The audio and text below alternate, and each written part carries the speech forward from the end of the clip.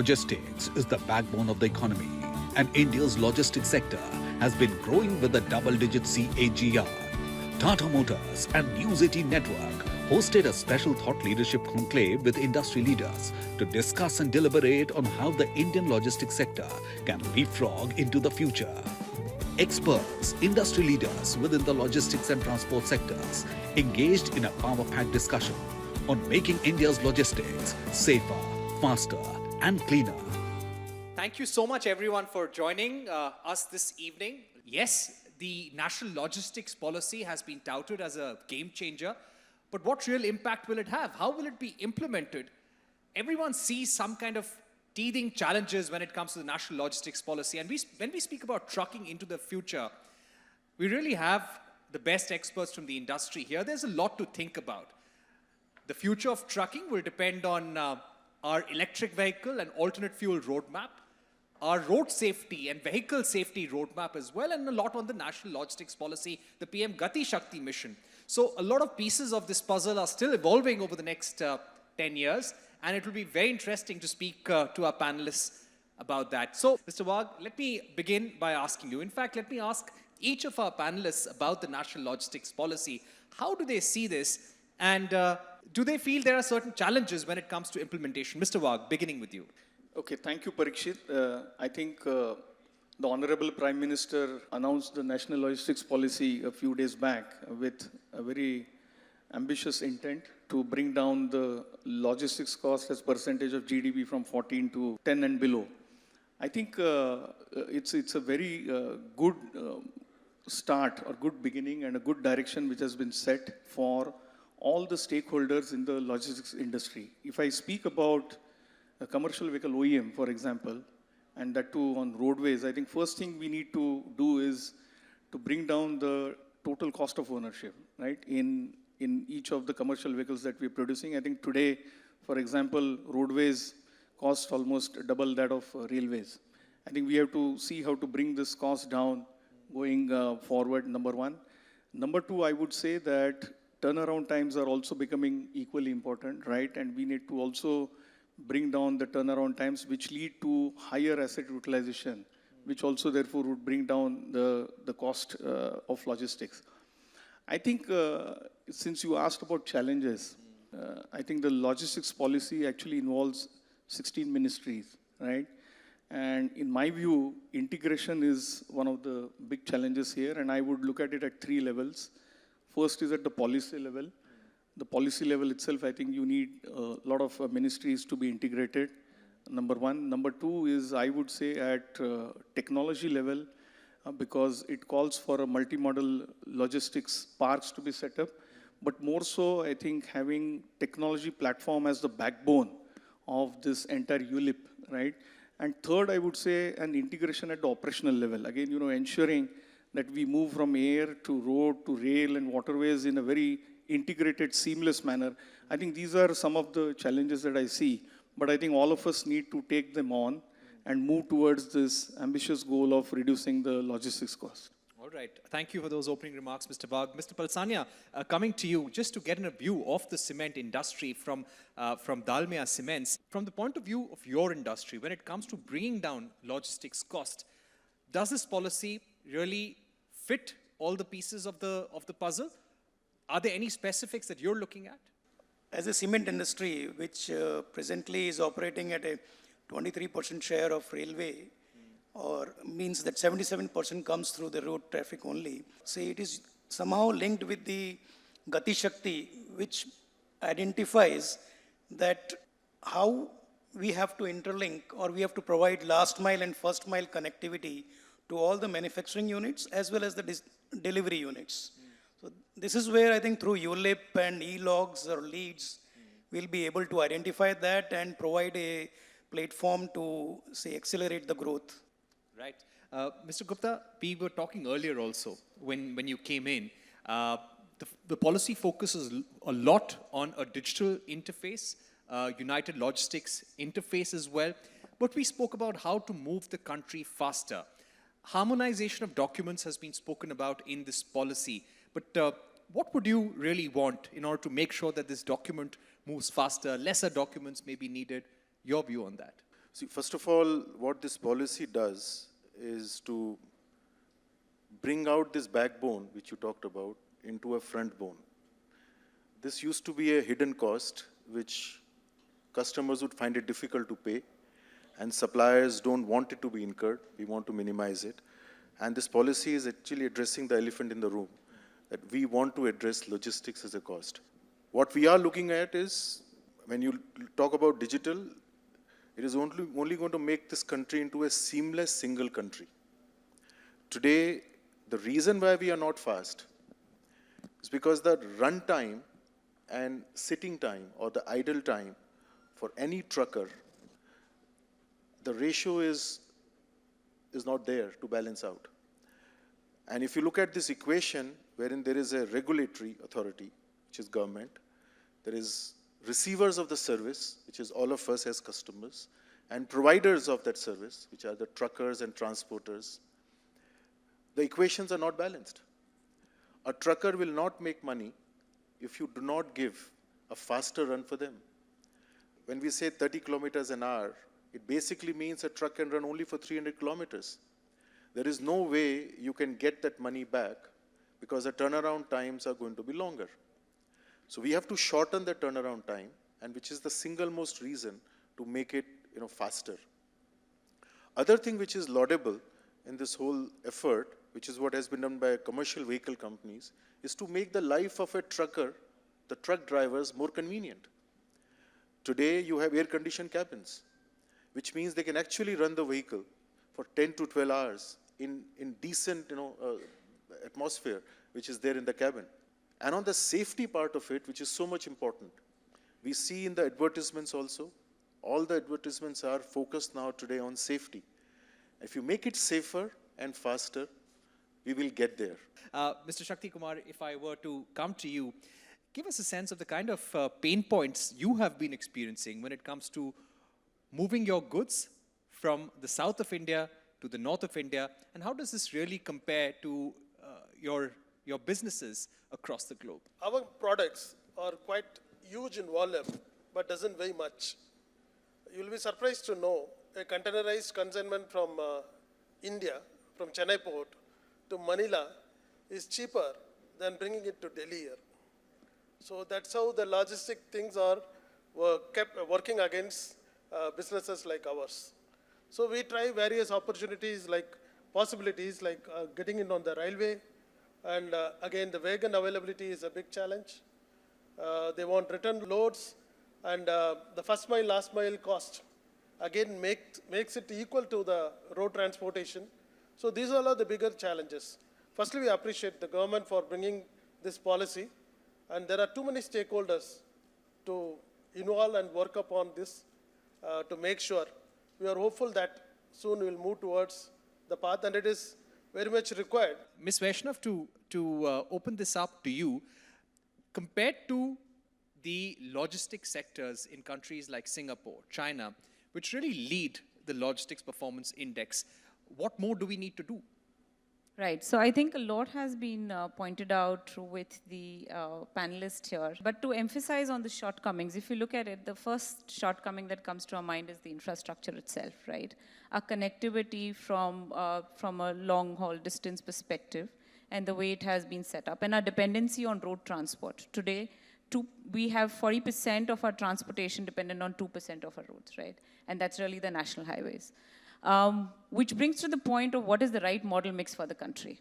China progresses today because 2/3 of its most mass perishable products are being sent through waterways. And what does that really do is that it reduces the wastage in the entire supply chain. In our agricultural dominant country, if you see 40% of the wastage is largely because of the delay that happens. And turn it back around to say that how it will benefit then the farmers, the price to the customers. So that's really the one differentiation.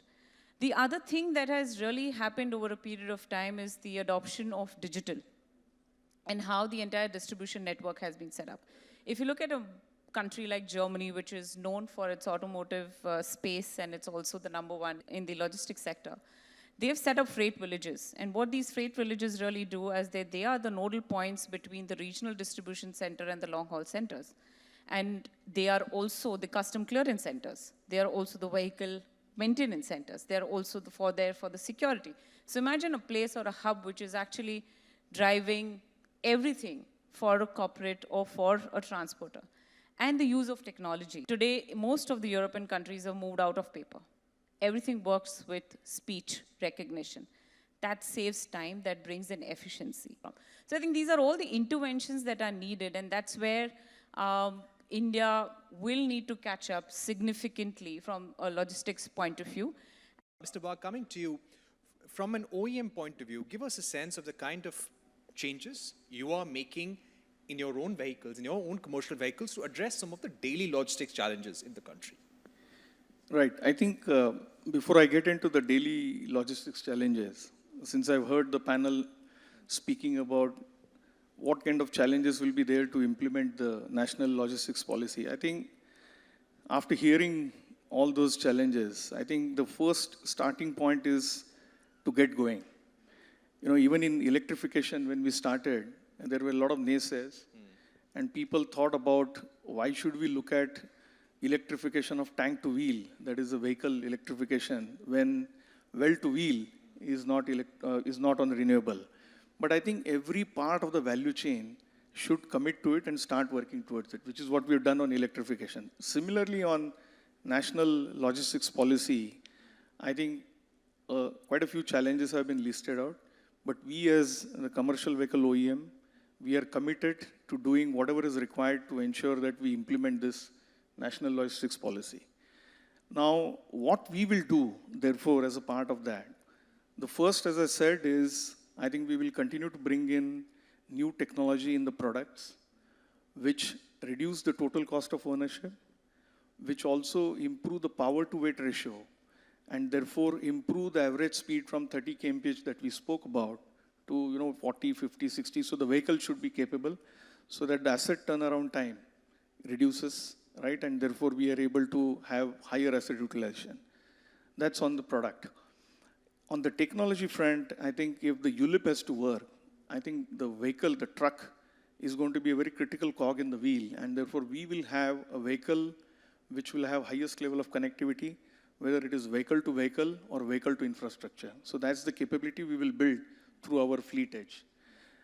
Finally, I think a good point was made on comfort and convenience for the drivers. Piyush spoke about it. I think we will keep on increasing the benchmark there, which will help the drivers to drive more distance every day. I think that's about the products, but that's not all about it. Finally, how it delivers on the road is important. So coming to the services, I think we are committed to bring in superior value-added services, whether it is a fuel efficiency management program. So your product may be capable of delivering some fuel efficiency, but it should actually deliver on the road, and therefore we will take full ownership of the vehicle and deliver that fuel efficiency. Or if turnaround time is important, for that uptime of a vehicle, of the asset is important, so we are ready to take uptime assurance of the vehicle. Or, this morning I was speaking with some of our key customers, and they said that, you take full charge of the entire fleet. So we are ready to come up with a fleet management solution which helps them or enables them to focus on delivering better service to their consumer. So that's something that we are ready to do on the services side. And finally, I think since there are a number of stakeholders in the ecosystem, I think orchestrating that, integrating that, and beyond that, doing something for the key stakeholders is also important. So let me take example of driver, which Piyush spoke about. I think we need to do much more for them to improve their quality of life. So for example, Tata Motors has an insurance product which is given with every truck called as Samarth, which has a health insurance, an accidental insurance, educational support for the children, and also financial planning, which is very important for the drivers. So we are focusing on improving their quality of life. Or you take, for the example, the mechanics, right? We want mechanics to be ready to deliver service to even technologically advanced products. So we are taking care of not only their training, but bringing them on a technology platform and therefore connecting the customer to the mechanics. So we are committed to doing all these things, which will help implement and address all the challenges of the NLP. Okay. So you've given a sense of what the company is doing at an OEM level to help your fleet operators, help the customer, deliver goods on time, and give him better visibility as well. Mr. Gupta, coming to you, when we speak about the national logistics policy, do you think there will be greater opportunities for certain segments of commercial vehicles? Indeed, what we will have to look at, the national logistics policy will not be limited only to road. I think the country is going to wake up now to scope 3 emissions, which will affect both sea as well as road and rail. Different sectors depend on railways and road, depending on their layout as well as how much distance do they need to cover. But road is going to be a very important determinant of what will happen in scope 3. And that is one piece which the policy some point in time will talk about. So it is talked about safety, it's talked about greener and faster. And for the greening of this whole industry or logistics, we will have to start worrying about the whole scope 3 piece. And for that, we cannot only look at the large commercial vehicles. The multimodal concept means that you have to get your product delivered to the point, which could be either rail or sea, and control the emissions which come out. Today, India does not measure scope 3. So we are very happy to report scope 1 and scope 2, and we forget about scope 3. Greening of this will be a reality. And I believe that intercity solutions are going to be different from intra-city solutions. In intra-city, where the radius is about 15 to 20 kilometers, you can actually do a very good EV solution. And there are good EV solutions which are coming up. But for an intercity movement, we have to really think something else. And that's where we are looking at automotive companies. They have very good plans of using hydrogen in some way, or for that matter, biodiesel. But for a smaller vehicles, which is also for freight carrying, I'm not talking of passenger carrying, for freight carrying, especially the LCVs and 1-tonners and 2-tonners, they can actually rely on very different methods of greening. But those will be required. I don't think this country can move without addressing small and medium and large vehicles, because they will be the feeding stock for doing this multimodal to happen. Right.